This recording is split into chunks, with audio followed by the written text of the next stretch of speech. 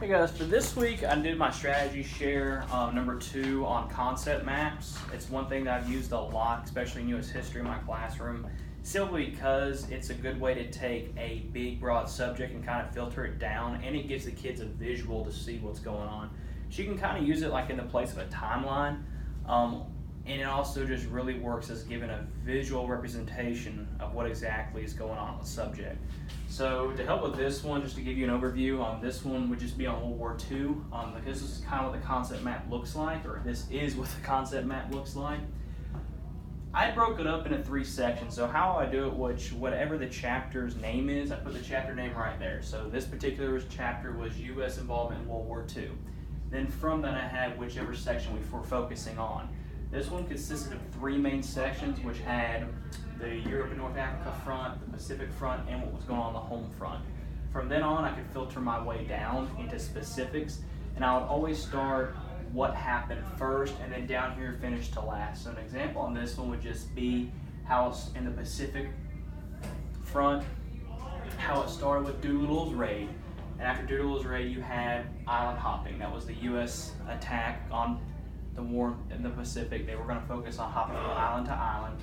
I also have a lot more stuff that went involved in here, but just in the sake of the concept map, I just wrote how eventually after many battles, you had the atomic bombing of Japan happen, and you can add stuff to this. Some things that the kids do, and I recommend, is once they have, okay, you have island hopping. Well, what was that? And you can write off to the side what it was. It was a U.S. idea or strategy to go from island to island. You can write that off to the side so you have a direct correlation of what that was.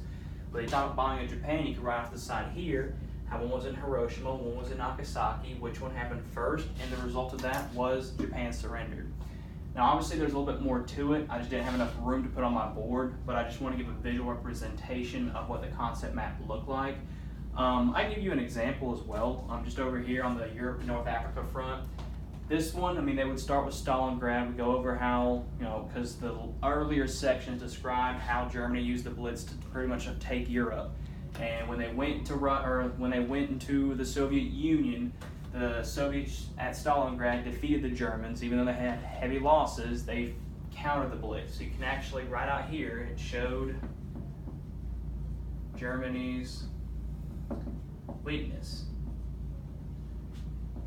off to the side. And then from Stalingrad, you could go on and on and on. Which the next one we would go over next would be, at that time, the Battle of Britain. From that one, you would go on to what happened after that, and that was how we got involved in D-Day. And from that one, you can go on to eventually the invasion of Germany and what would be the surrender or victory in Europe Day. And over here on the home front, you can do the same thing, which on this section, how we talked about first was how we had to first off have a military. We had to use the Selective Service Act in the draft to actually have an army. So we had the Selective Service Act. I'll just abbreviate. From that, we eventually had on to what was going to be a consumer economy. I'll abbreviate to a war economy.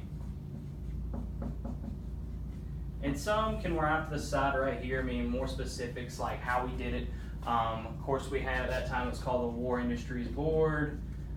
We had rationing that can write a bunch of stuff off to the side as well. And then on the home front as well, you did have women's involvement in the workforce, along with African Americans. You would just filter that down and down and down until you get to where at the very bottom it would be America is an industrial, I'll abbreviate, powerhouse. How we were producing everything. Just didn't have enough room on my board. But this is pretty much the general idea of the concept map and how it works. It works really, really well. Now what I would do for my students is I actually have concept maps pre-filled out. Now it would have the title in the 3 sections, but also have boxes here. And it'll be printed out so they can write it on their own. They can use it on the Chromebooks. You can make it in a PDF so they can do that on the Chromebooks if they have access to laptops as well. So this is my concept map. This is how it works. Very helpful in my U.S. history class, and definitely recommend it for yours as well. Thank you.